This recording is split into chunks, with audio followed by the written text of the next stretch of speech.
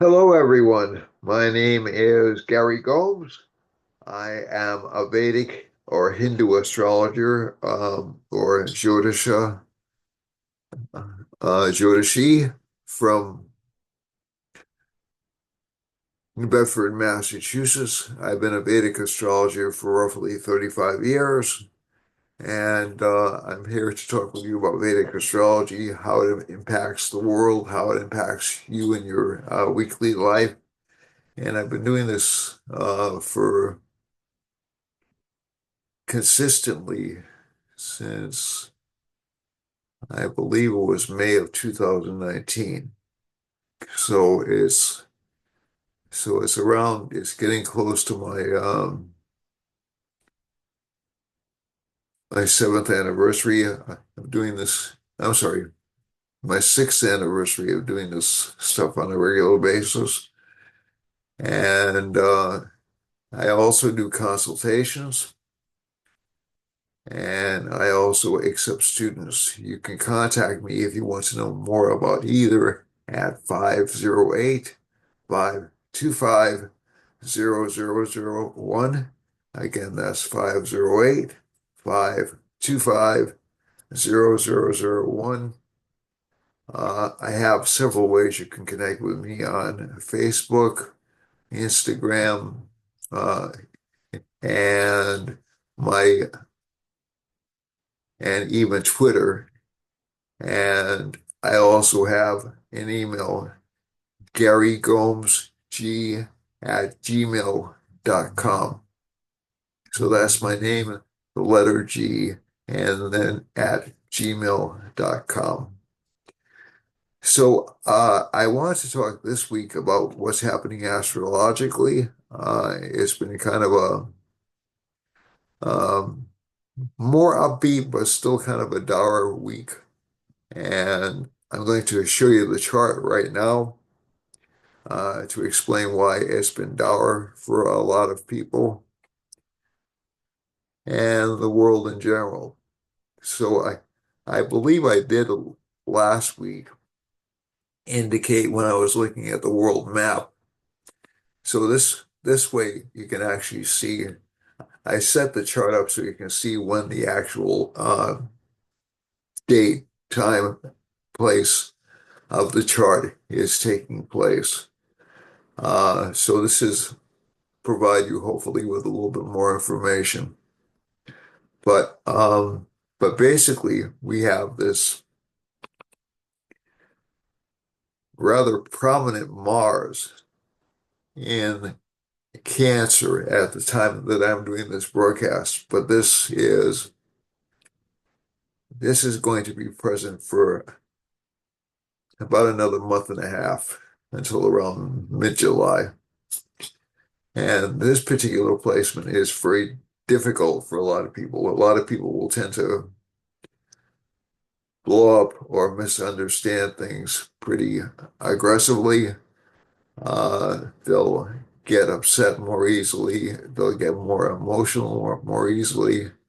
Um, it's also a time in which I encourage people to be really careful traveling. This was particularly true over the past week or so.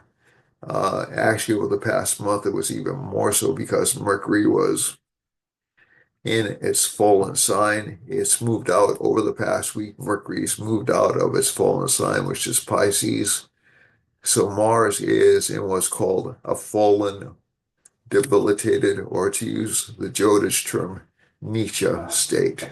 Okay, so Nietzsche means it's essentially Mars, I like to look at as the planet of strategy. And it's not just fighting, it's strategy, it's logic, it's argument. Okay. And when Mars is weak, logical arguments tend to go out the window. Okay. Everything's based around emotional arguments. I like to use the analogy that Mars is in a watery sign. Cancer is a watery sign, and Mars is a hot planet. So essentially, this disrupts um, the emotional calmness or the motherliness we associate with Cancer, and makes everyone really, really aggravated, emotionally aggravated very easily. Cancer is a powerful sign, make no mistake about it. Every sign has its particular strengths and weaknesses, but if Cancer is afflicted in any way, I've usually seen people go from calm to crazy to hostile pretty quickly. And so I'm not really critical. I have K2 in that particular sign myself, and I tend to be more critical of that sign because K2 is a critical planet than most others. That's something I become very much aware of after around 10 years of practicing. I'm sorry, maybe around 6 years of practicing Jyotish. I realized I was more critical of planets in that particular sign than I was of most other planets. I went, oh, I have K2 there, no wonder. So K2 it obscures the sun, it causes eclipses of the sun, but it also tends to make us really discriminatory and really almost hostile.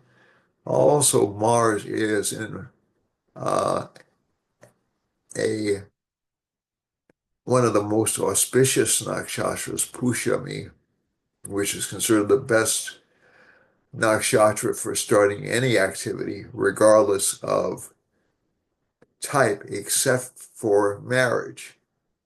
Pushami has a special curse on it, and I use the word curse figuratively because it was the marriage election chart in the Mahabharata. So, so that was when um, the marriage took place in the Mahabharata, which led indirectly to the Great War that the Mahabharata describes. And so essentially, this is a kind of a volatile placement.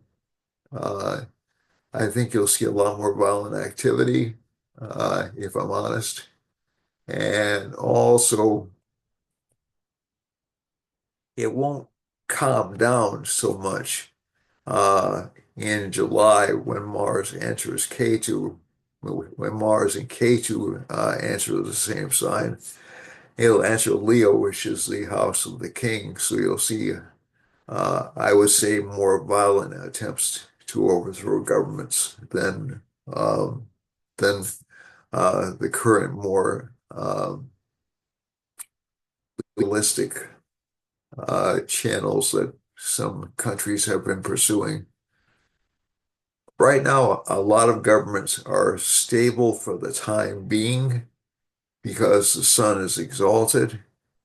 That'll last for until around the end of this week. And also, you'll see authority figures question a great deal more within about 4 to 5 days, mainly because Sun will fall under the aspect of Saturn. So Sun will lose its power base, its exalted position, and it will be delayed in terms of what it can do. I would say universally, in terms of getting things done or moving forward. That'll last for about a month. Then it'll start to develop new structures around mid-June to July. But you will see a slowdown in a lot of the intense activity that has occurred around the world over the past few weeks, and also maybe even some um, mistaken judgments in terms of conflicts happening because Mars is weak, number one, and number two, because Jupiter is afflicted. Okay, so it's more important for me, from my experience anyway, to see Jupiter afflicted as a cause of conflict than it is to see Jupiter in a certain sign. So essentially, what we've seen over the past few years has been what I would call Saturn afflicting Jupiter, making it less. Um, and this isn't a conjunction like it was in 2019, so it's not going to cause a massive outbreak or a massive disruption. But what'll happen basically is Saturn will essentially cut off diplomatic channels for about a month.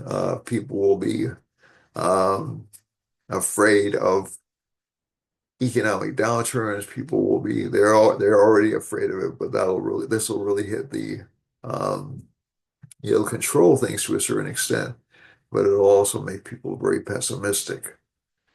And so that'll continue for about Jupiter's really close to the edge of the sign though, so Jupiter is going to change signs uh, really soon. So that particular feeling um, of not being happy or hopeful or optimistic will only last for maximum about a couple of weeks, maximum. So be prepared for the next couple of weeks to be a little bit dour, a little bit pessimistic, especially towards the end of this particular week. But also,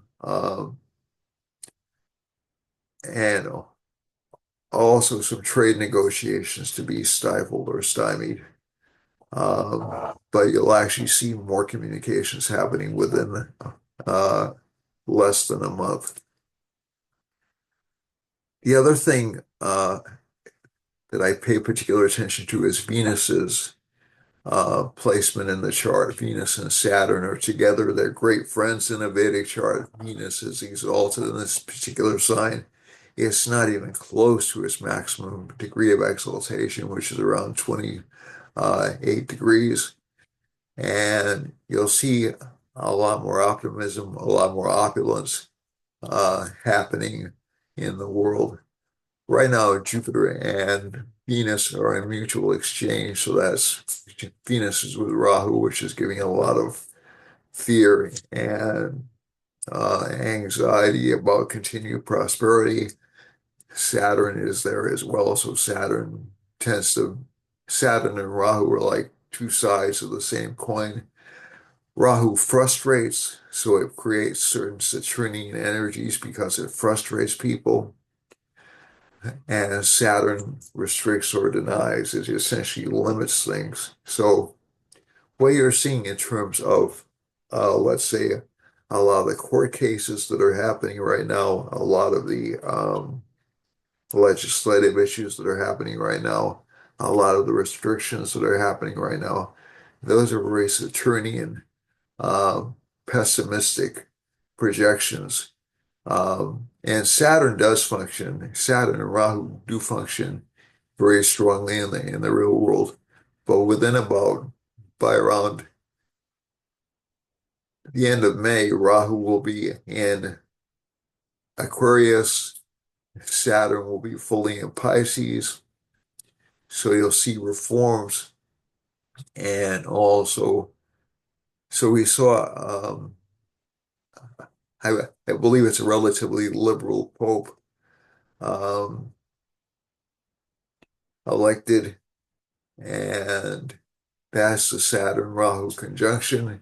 So the Rahu is the reform element in the church. Pisces tends to be the sign most connected with Christianity through the ages, even in terms of the fish hat. And the fact we're in the age of Pisces right now, which is considered to be largely a Christian era.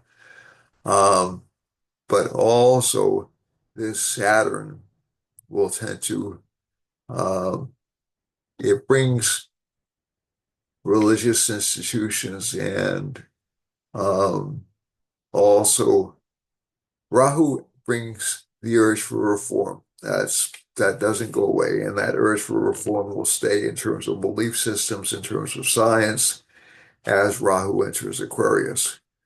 But you'll also see, I think, a large interest in space exploration and and scientific studies, and in terms of the church, more attention to identifies as being downtrodden or poor with Saturn and Pisces. So the the element of reform, especially for unorthodox groups, will tend to be less prominent over the next year. It'll take time for that to manifest, though, and I think you'll tend to see uh, basically the church and a lot of religious institutions, excuse me, reverting back to what I would call more conservative belief systems over the next couple of years. It won't be a return to the past. It won't be, let's say, like the Pope Benedict years or the Pope John Paul II years. But this isn't a new Vatican II either. Um, it's that actually happened during the Francis. The closest we came to that was during the Pope Francis years. And that didn't last very long. This Rahu Saturn transit, which gave this uh, tremendous tremendous amount of social upheaval and social unrest in the late 60s, which was the last time it happened, is only occurring for about a month and a half now. Now that will trigger some rebellions, obviously. You know, it's not going to have less energy, but it won't be as long lived or as standard or as, how do I put it, as permanent. The other thing is, when we look at Saturn in terms of long-term perspective, the last time Saturn was in the sign was in 1998. It started in around 1997, 1998. And a lot of what happened was we had the internet boom. Okay, so that was when we had all these massive websites show up, and it continued really until around 2000. Then we had that big internet crash, right? So I'm looking at things like um, speculative markets, um, not necessarily gold, but um, financial systems being challenged. Um, I think crypto and AI are particularly vulnerable because they're not fads, but they're um, basically speculative technologies. If I can put it in those terms, if that makes sense. It doesn't mean crypto is never going to amount to anything, but I think those markets are getting oversaturated, and I think the markets connected with artificial intelligence are getting oversaturated. So you'll have this massive growth for about 2 years, then this reality check coming in around 2000. And if you want to look at uh, the last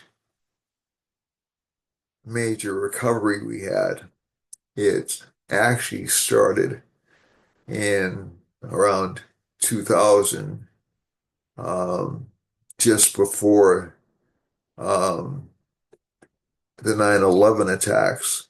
And the 9/11 attacks are usually credited with the economic downturn, which is accurate. But you had the seeds of that with this over-optimistic um, and new and untested technologies. Or new and untested investment systems. So It's something I'm not necessarily uh, a doom and gloom astrologer, but I would be very careful with new and speculative forms of investment over the next couple of years.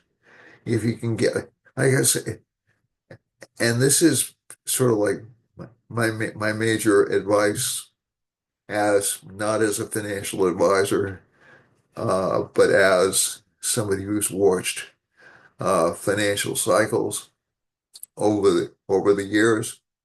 So this so don't take this as being financial advice because I'm not licensed to do that. I'm not an expert in it, but I have looked at economic trends uh, in my astrological studies, and I'm thinking that we're going to see at least a couple of technologies get like wildly enthusiastic, get develop like wild enthusiasm around them, and then um, peter out just through saturation. Uh, Probably around 2020, I say around 2028, 2029. So I don't think that'll affect the US economy drastically. There is a really big planetary conjunction around 2029, 2030, which which I'll talk about in a future episode. But again, I don't want people to be frightened. This doesn't necessarily mean a world war or an economic collapse or any such thing. But you will have more and more markets competing to take the dollar out as the main currency. You'll have more and more markets because they're sensing some vulnerability um, to the United States position, mainly because of the tariffs. But I think a lot of those will be negotiated out by June or July. And I don't think, at least from what I've seen in the US chart, um,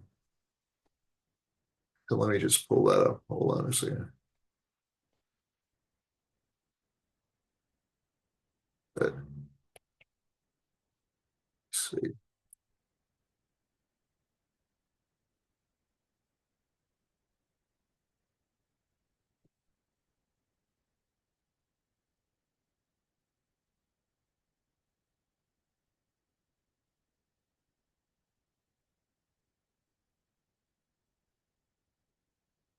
Oops. So I gotta change this into um, a south chart. One second.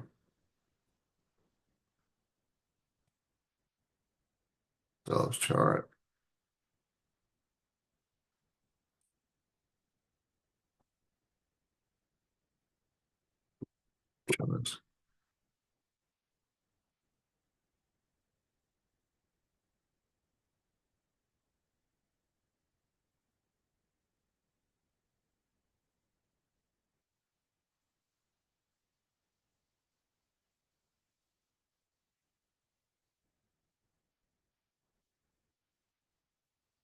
No, it's not doing it for me.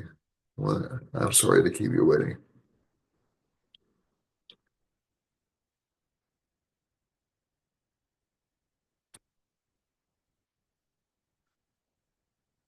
All right.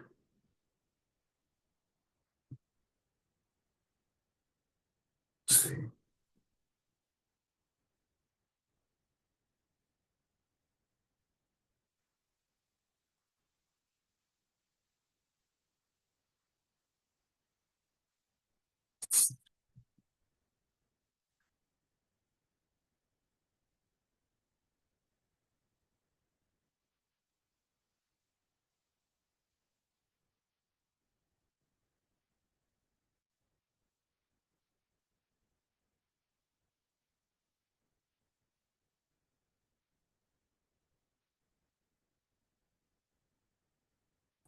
And apologies.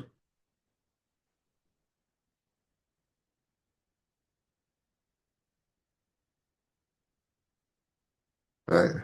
So. Not quite how I want to do it, but this is the US chart. And it's not. That's the now New Bedford chart. We just switch this back.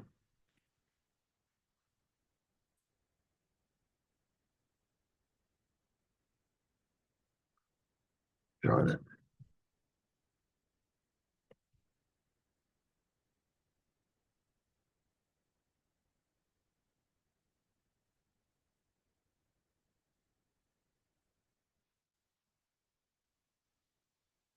It's not.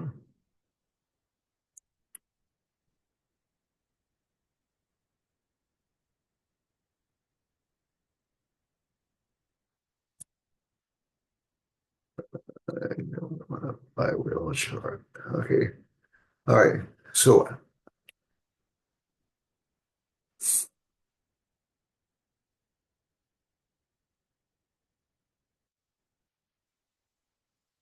go back to that. All right. So this is the US chart. Sorry about that, folks. And the US chart is in 19 in I'm sorry, in Jupiter K2. So we're looking at previous US charts with K2 subperiods. Okay. And let's look at this because we're going to be entering a K2 subperiod pretty soon. And let's see if that's anything to be worried about. Okay. Level two. Okay. So this is move the data a heck of a lot forward.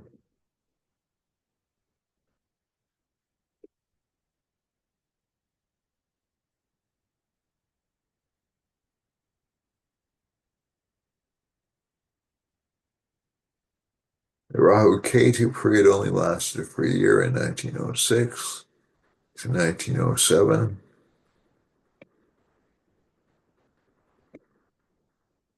That was the last Rahu Ketu period we had. And there was a small economic recession at that time, if I recall correctly. Rahu in 1969 was 1968 to 1969 was an explosive economy. Venus Ketu in 1991 was a really poor economic climate. Sun Ketu in 1997 was fairly good. Okay. And 2005 to 2006, Moon K2 was fairly good as well. Mars K2 2013 was a recovery period. So Rahu K2, I'm expecting to be, again, what I would call, but this is a year away, right? This is about a year away. So I'm expecting it to be a shift in the economy, but not necessarily a downturn. Rahu Venus for the US chart should be relatively good. Okay. Um, a, a heavy time of expansion. Um, Rahu Sun looks a little bit more difficult because Rahu and the Sun are enemies, and Sun's in the 12th house from Rahu. Venus in the 12th house is not as damaging as Sun in the 12th house is. Okay, so Venus in the 12th house, this is pretty much strictly from what I've seen in Jyotish. Venus in the 12th house actually gives um,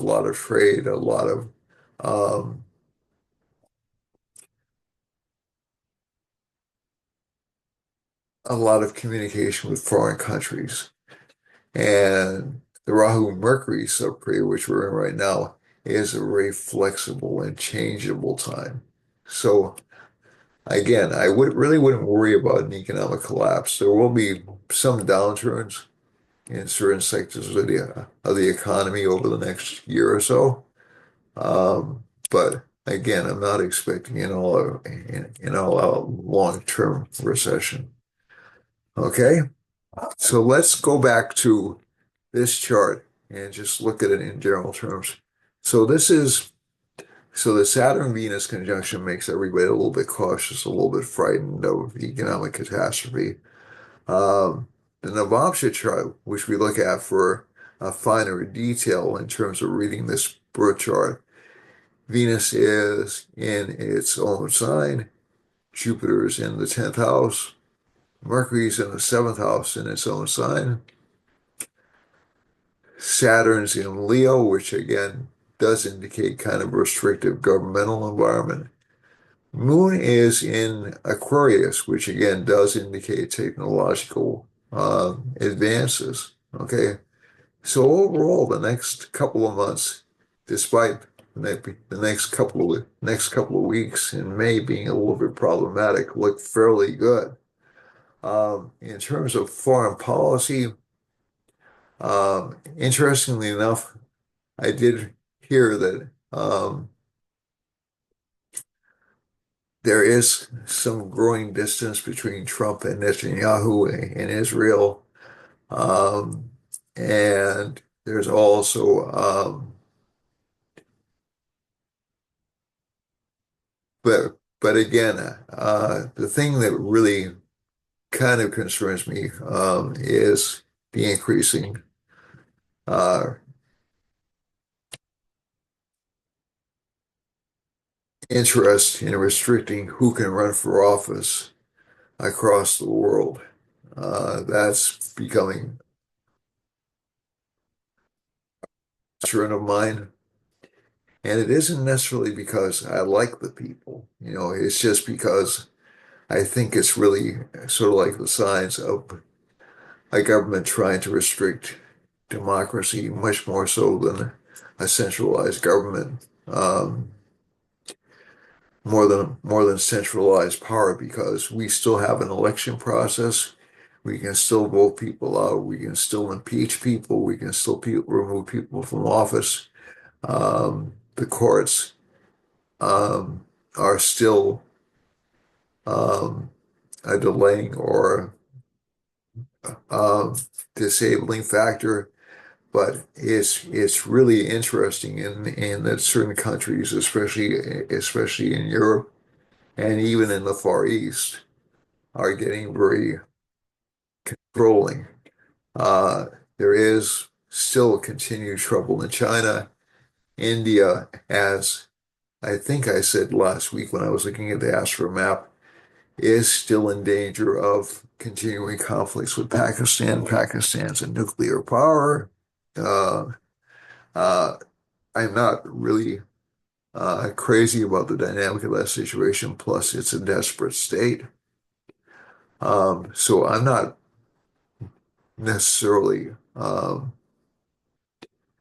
predicting doom and gloom for India or for Pakistan, but I think overall, it looks like a lot of cooler heads are prevailing in that part of the world, and I'm guardedly optimistic that we will not see a major war break out within the next few months or even the next few years. So let's go to the astrology charts for and by the way, a lot of the court issues that have um, encapsulated Trump, Trump, Trump will tend to be resolved, I think, by June. Okay, so I think you'll actually finally get a clear communication as to what he can and cannot do. So that'll at least provide clarity over the situation. But I am optimistic about trade because Jupiter's entering Gemini and it's heading towards its exaltation sign. So let's go over here to Aries. For Aries, you have an exalted sun in the first house, so luck of this sign is good. It's still a problem though in terms of financing because we have all those planets in the 12th house. So work will be expensive. Um, Relationships will be expensive. There may even be some moodiness on the part of wife. Mars is aspecting the seventh house. And Aries shouldn't get into new relationships right now. If you're single, stay single for at least another couple of months. And Saturn's in the 12th house. So again, it's a bit of a money drain combination here. And it's what I would call an obsessive buying pattern. Libra's vulnerable to that as well because of the K2 in there. Um, and but Aries more so. So that's April 15th to May 15th. Good for financial growth, good for focus on home, although it'll be a little bit frustrating. Um, Change in wife's perspective. K2's in the sixth house. That's again some problems at work and also some problems in health. So that's April 15th to May 16th, or else if you're Aries moon or Aries rising using the Vedic horoscope. Taurus has Jupiter in the first house. Um, and again, overall good for financial growth, especially of luxury items, so people who indulge in luxuries or even necessities, uh, with this particular rising sun or moon sign. So this is May 15th to June 15th for the sun sign. Uh, will tend to do well. They'll be ambitious, but they'll be emotionally ambitious. And what I mean by that is they'll buy impulsively. Moon is in the sixth house. This is not necessarily a bad placement. The Mars and Moon don't quite exchange signs until roughly Tuesday. But I'm thinking that um, a lot of folks with this particular sign will have some difficulty in pursuing their desires, but they will achieve it. And in terms of financial gain, it's a very good week for this particular sign. But again, heavy expenditure patterns mostly connected with home and children. Gemini has, that would be June 15th to July 15th, has Mars in the second house. So this sign will be a lot more emotional, maybe a lot more panicked than normal. Feel like it has a lot of enemies. K2's in the fourth house. There'll be a lot of focus on children with this particular sign. And Mars aspecting the moon, children will be um, difficult to control, if I'm entirely honest. And let's see now, Mars goes to,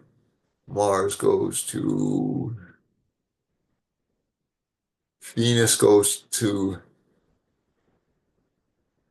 the 10th house of career, so there should be career growth, some financial gain, but again, some loss of money, either from consultations or from writing. For Cancer, Cancer has, this would be July 15th to August 15th. Cancer has Mars in the first house. As I've said before, this is kind of a lucky, unlucky placement. The sign will be short-tempered. Okay, so this is July 15th to August 15th. The sign will be short-tempered. And will feel like it has a lot of responsibilities, especially connected with children. And career life will be unsatisfactory, but it will actually be able to enjoy a lot of success in career life. Jupiter is in the 11th house, good for financial gains. K2's in the third house, good for courage. Moon is in the fourth house. Again, some anxiety over emotional stability, so this sign won't feel that emotionally stable. It'll be afraid a great deal this week. Venus and Saturn place and Rahu place in the ninth house. This is typically a placement for the person being attacked by other people, especially by people connected with religion or authority figures. It won't last that long, if I'm quite honest with you. Just maybe for about another couple of weeks, and then you'll be in the clear. Um, Mercury and Sun are in the 11th, are in the 10th house, good for career growth and good for financial gain.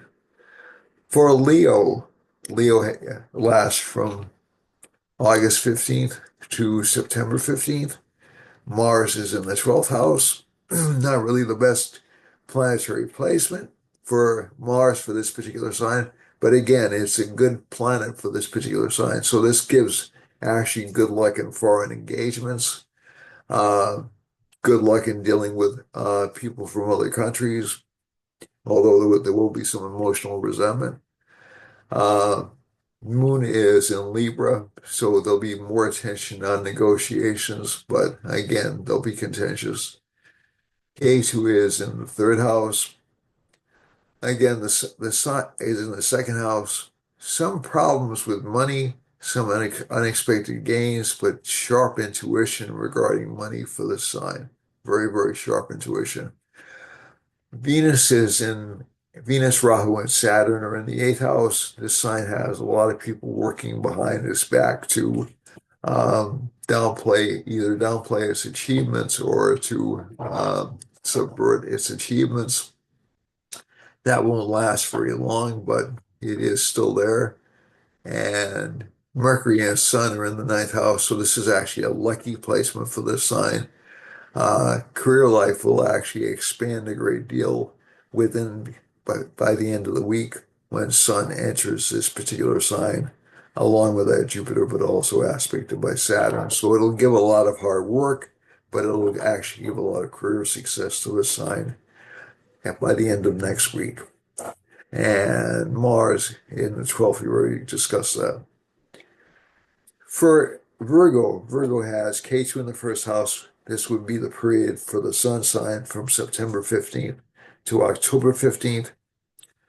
K2 has been dogging this particular rising sign and sun sign and moon sign for the past year and a half. So a lot of people with sun, moon, or rising sign placements have had a lot of obstacles, a lot of enemy, a lot of feeling of just giving up, and even some illnesses. Okay, so um, that's over within about a month.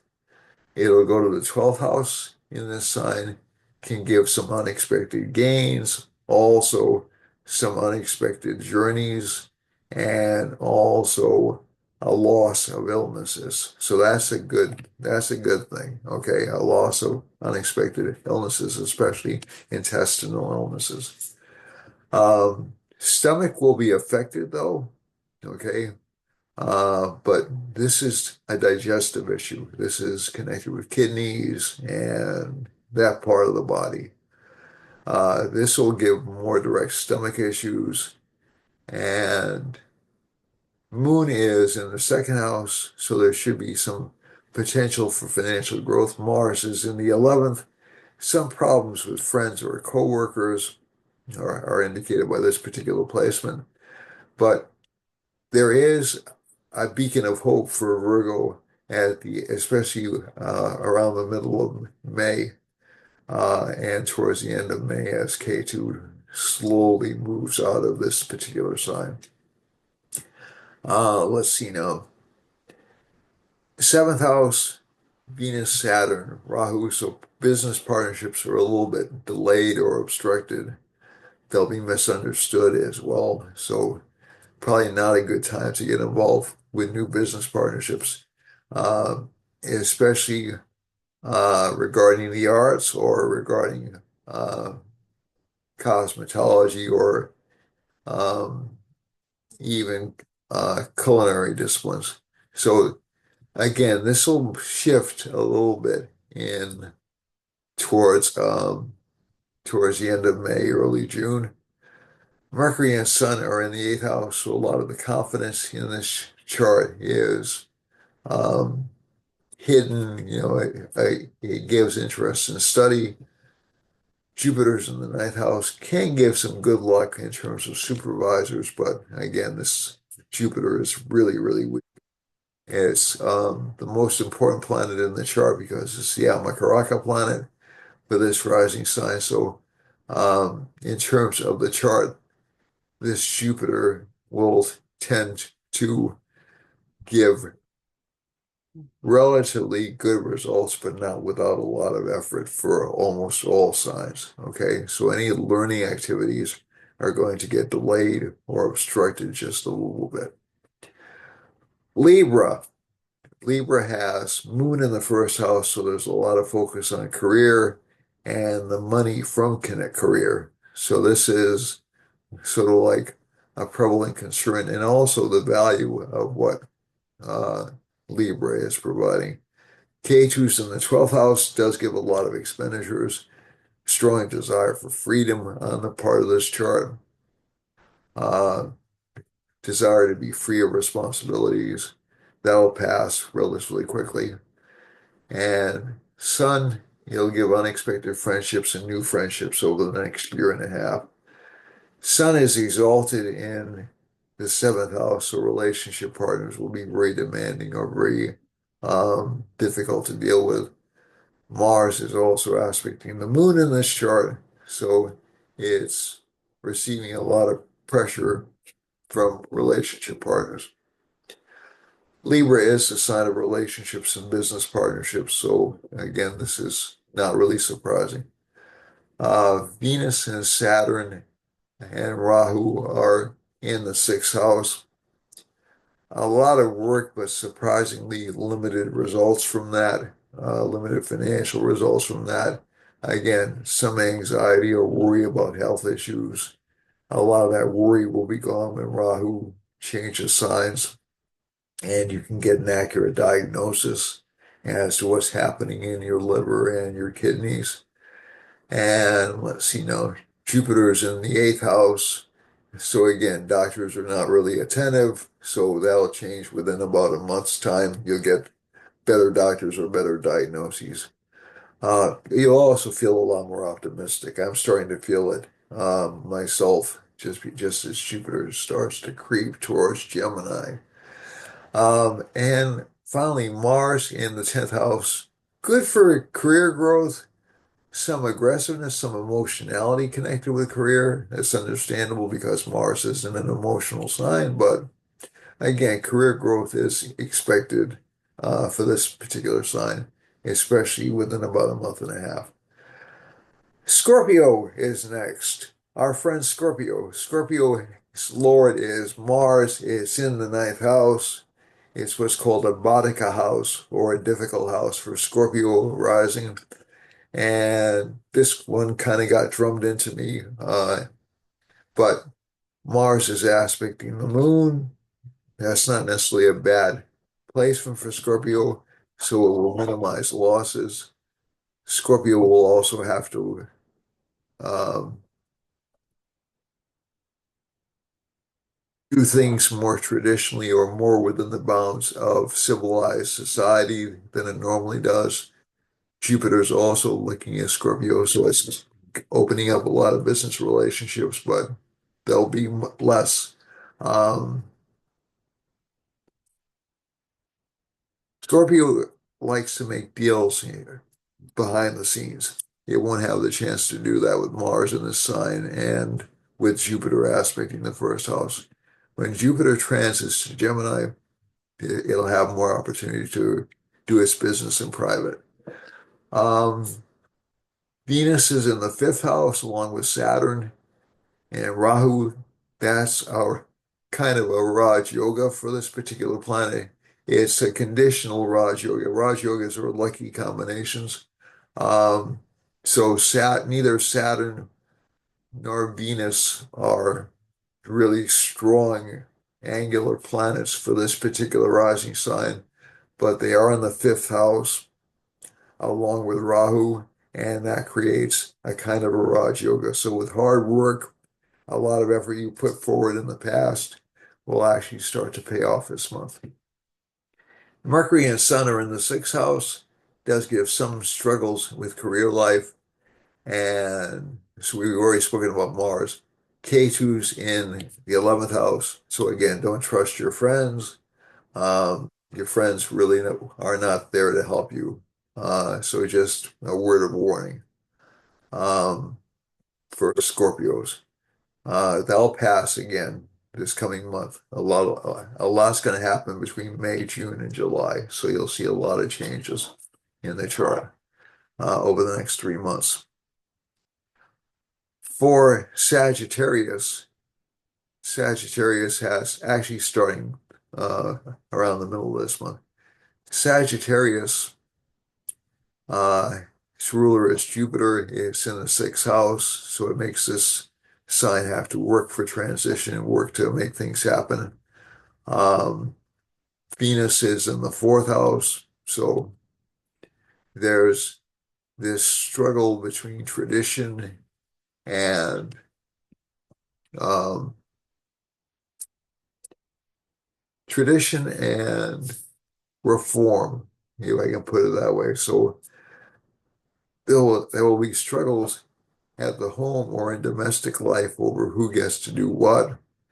There'll be some new desire for um, what I would call experimentation in the home, which will pass within about a month's time. Rahu moves to the third house for the sign, so actually the sign will develop a lot of bravery and a lot of courage over the next year and a half to make change. And let's see now, Jupiter in the sixth, we already spoken about that, so a lot of enemies, a lot of obstructions. Mars is in the eighth. Again, not a good time for new relationships for this particular sign. I would recommend Gemini, Cancer, Leo, um, Sagittarius, Capricorn, and Aries. Kind of avoid new relationships until Mars has passed into Leo, and even then Capricorn should avoid new relationships.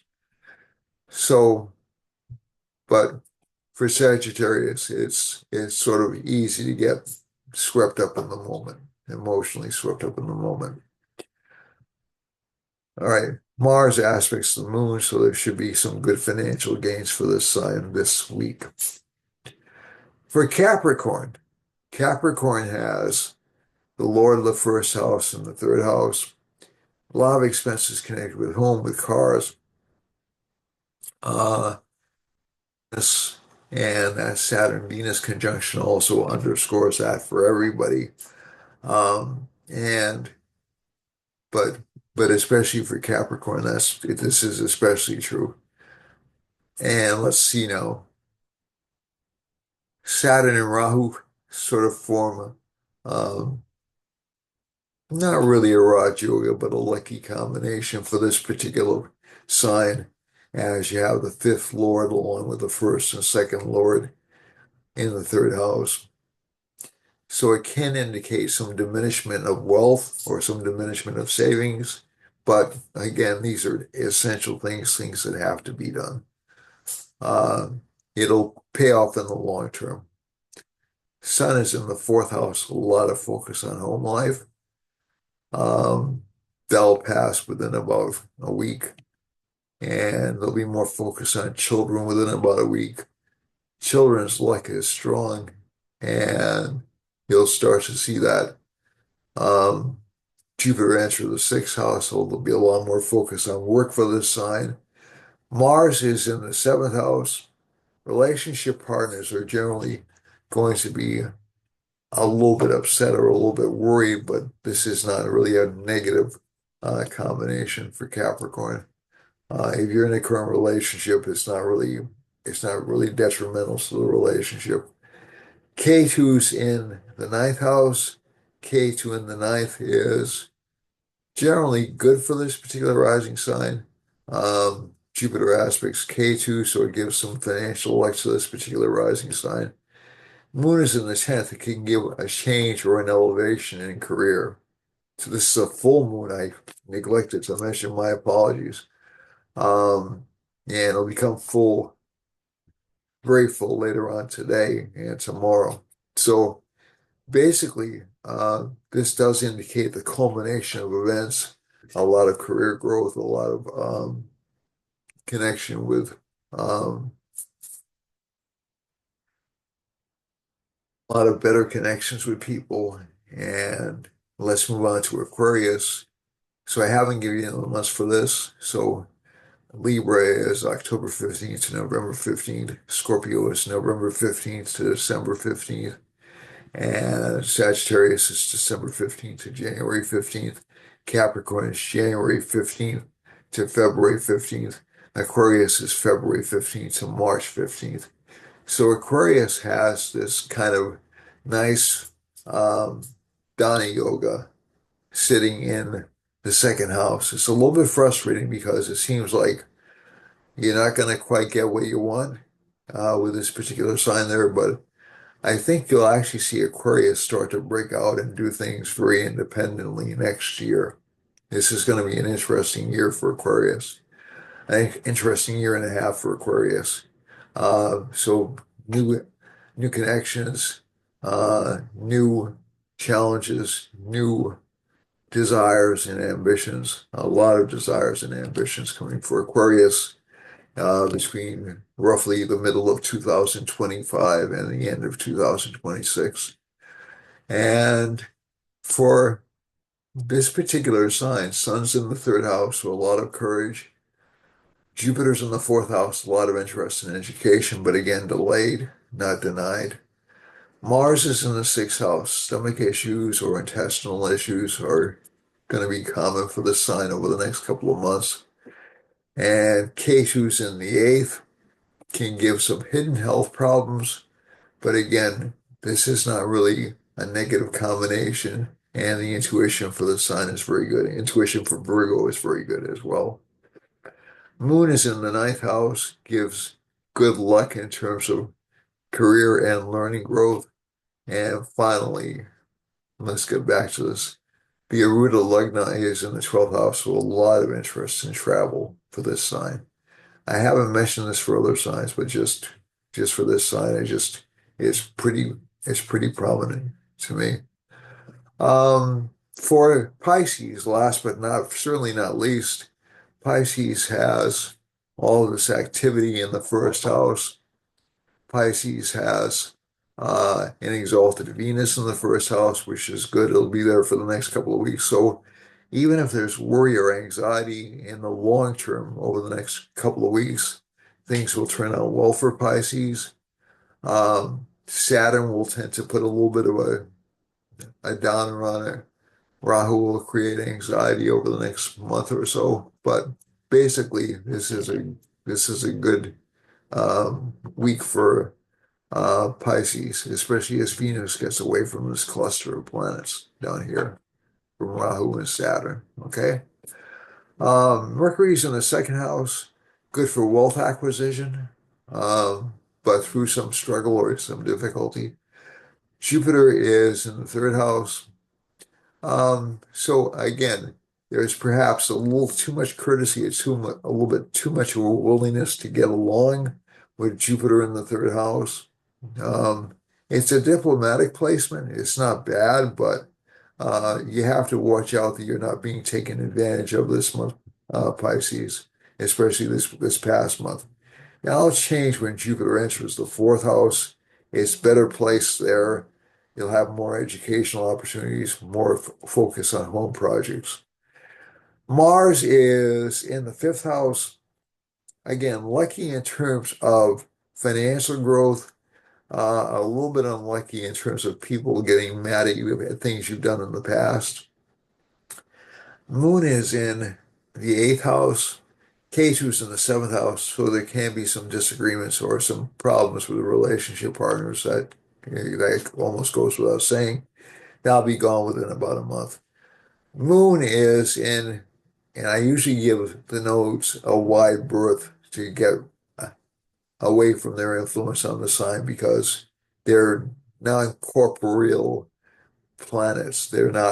they don't really exist in physical form. So their influence kind of seeps back and forth between signs. Uh, Moon is in the eighth house, a lot of interest in study, a lot of interest in a little bit reclusive. And finally, we get back to the Aruda Lagna in the 11th house, a lot of focus on financial gains. So overall, these aren't bad charts for this week. The Saturn Rahu conjunction is still uh, a dominant factor in the chart. I'll be gone with it by the end of the month, but it's still dominant. It's still a big influence in the chart. And so is the Mars, so is the debilitated Mars. So I'd be lying if I didn't tell you that. But I think you'll do better this week. Let's see now. I would watch out for Tuesday through Thursday, though. Moon will be in Scorpio. It's kind of a depressing placement, if I'm quite honest. So let's go on to the time and space change, the astro mapping relocate chart, and we'll try to expand it. Oh, that worked really well this time. I'm really impressed. Okay, so the places where we're seeing a lot of attention right now are, especially in trade, are in Hawaii, um, and there's a Mars line running through close to Hawaii, though, so there are still real estate disputes going on in Hawaii and oil disputes going on in Alaska. Uh, Rahu and Saturn are placed in over Montana. Looks like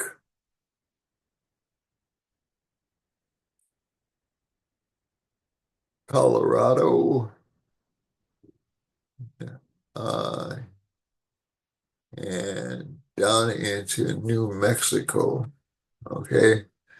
So this can mean some governmental scandals in that part of the world, also in Mexico. So it looks like some increasing domestic unrest in Mexico and also in this part of the world.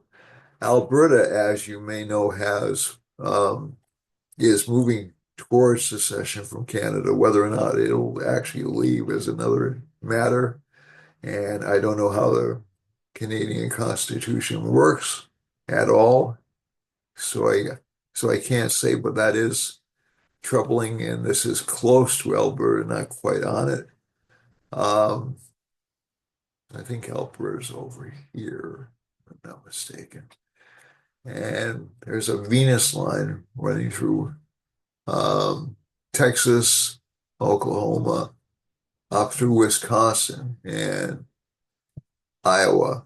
Okay, so and a little close to Nebraska and Kansas. Okay, so essentially those states can expect some financial growth. Mexico City can as well, but again, not without some anxiety or some worry. Um, the Mars line is running through, oh man, close to Washington, D.C. So we're going to see some fireworks in Washington this next week. Um, and a lot of lying. Okay, Mercury and Mars are Mercury's going through my home state of Massachusetts, Rhode Island, close to where I live, down by Rhode Island, and also through Haiti.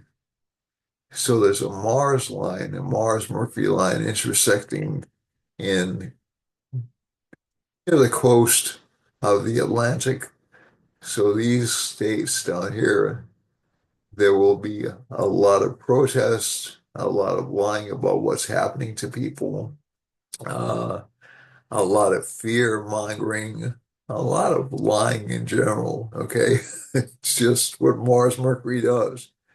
Um, Also in Haiti, and if we get down into Venezuela and Peru and Chile and a little bit into Argentina as well, we have a moon line indicating some change in governments in Puerto Rico, and I know they've just elected a new governor, so that's they're in a state of change.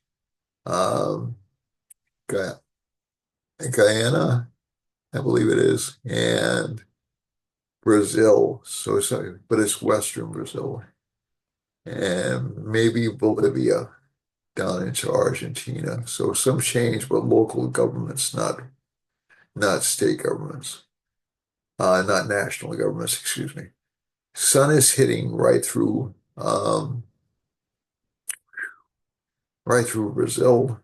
A lot of governmental authority, but suppressed, and also even in I think Paraguay is landlocked. Uruguay, I think this is. Um, and so a lot of emphasis on governmental change in those countries. Jupiter is passing through Greenland, Iceland. We have a Saturn Rahu line going through, so that there's some potential for financial panic on the west coast of Africa and also in Iceland. Um, there's a Venus line running through London, or not through London, through Wales, and it looks like through Glasgow and through central Spain. So this Venus line is not necessarily detrimental to Western Africa, but again, it does indicate. I know that Keir Starmer just negotiated uh, a deal with the United States, so that could be one of the representations of the Venus line.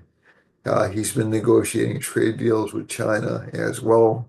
Um, and I know some English aren't crazy about the trade deals he's negotiated with China, but it's at least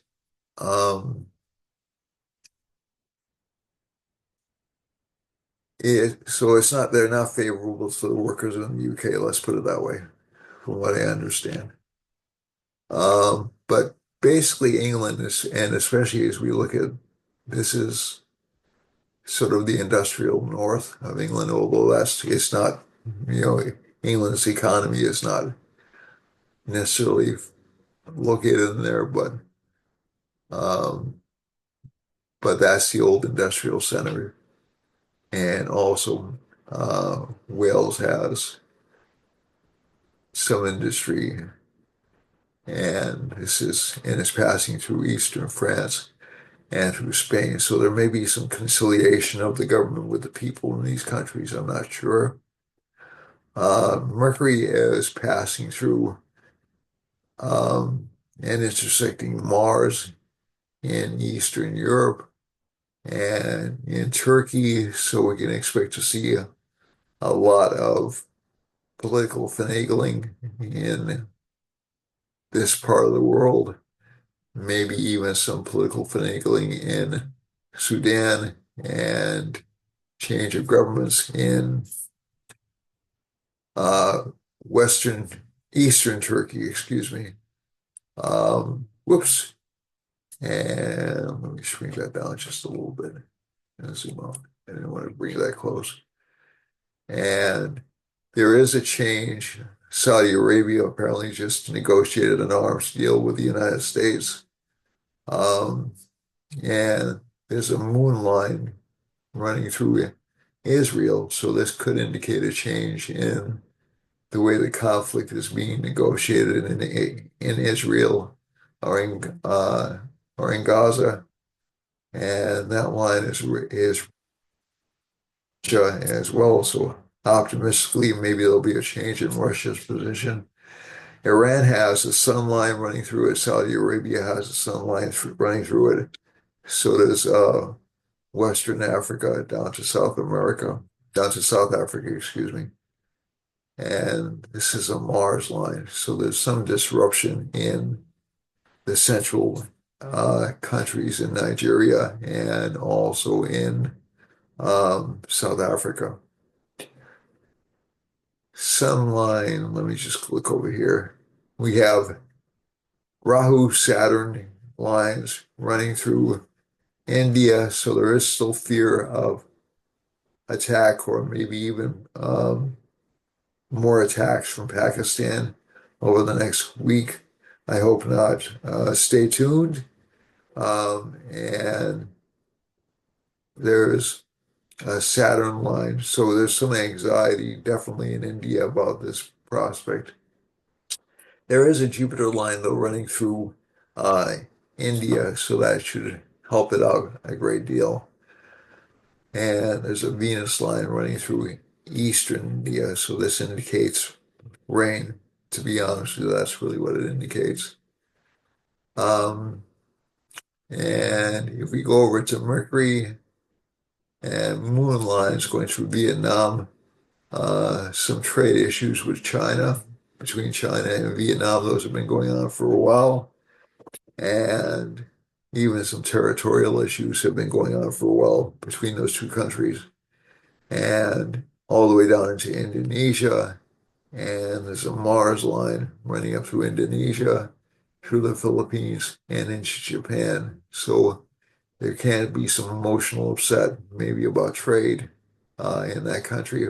Hopefully, there won't be an earthquake. That's one thing I'm uh, kind of praying that this part of the world is spared an earthquake because of the debilitated Mars or a tsunami, but that's possible. And finally, we go over here to Rahu, to Jupiter, Rahu, Saturn lines, touching, kind of touching the Philippines. I'm sorry, it's kind of touching New Zealand, but basically leaving them alone. There can be a lot of trade issues with these countries over here, or these smaller islands over here. And again, we have a Mars Sun line running right through Philippines. So we could see some contestation of leadership in the Philippines. Maybe even some fighting. Again, this is something I hope doesn't happen. And maybe a change of government in Borneo. But again, local changes, not national changes. And also some domestic instability in China and governmental um, overreach in Korea. Uh, we may see changes in South Korean government within about 2 weeks. It's quite possible. So keep focused on uh, the sun areas in the chart. Okay. All right. So that's it for me for this week. I hope you all had a wonderful week last week. And if you need to contact me for anything, please do. If you want to leave a comment, I'd encourage you to do so, a comment or engage in a conversation. If you'd like to be on this particular broadcast with me, please let me know. If you're an astrologer or even if you have a strong opinion about something, I'm more than willing to do that. I may do a podcast sometime soon. I've had trouble eking out or a live stream, excuse me, not a podcast, a live stream sometime soon, but I've had trouble eking out the time that I can schedule it. And I've just had a lot of stuff thrown in my particular direction uh, over the past couple of months, and like the rest of you. Okay, so I'm not immune from it, even though I'm an astrologer, I'm not immune from it. So just because I observe things doesn't mean it doesn't happen to me as well. But I'm not complaining, I'm just explaining. All right. If you want to get in contact with me, 508-525-0001 is the best number to get me. You can text me at that number. You can also contact me through email. I gave you the email address at the beginning. And again, I'm all over Facebook and all over Instagram and a little bit over Twitter, or what was Twitter, now called X. So I haven't covered probably everything I wanted to cover this week, but I'm also cognizant of time and I'm trying to make these a little bit shorter. Okay, so that's it for me for this week. It's been a fascinating news week, by the way. I've just noticed a lot of things coming out of the woodwork. Um, and it'll be interesting to see what happens with when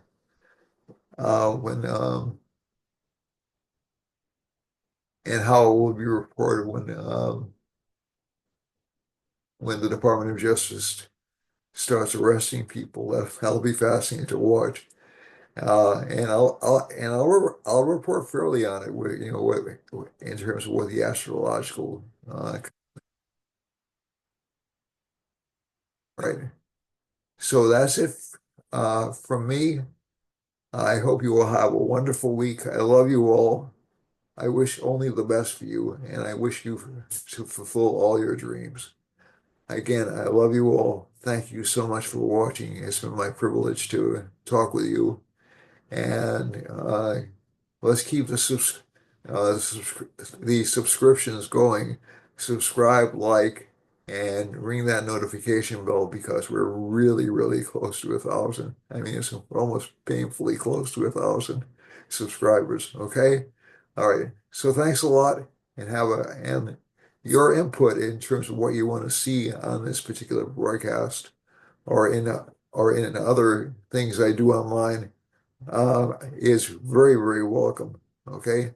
Thank you very much for watching and have a great week. Again, my love to you all. Bye bye now.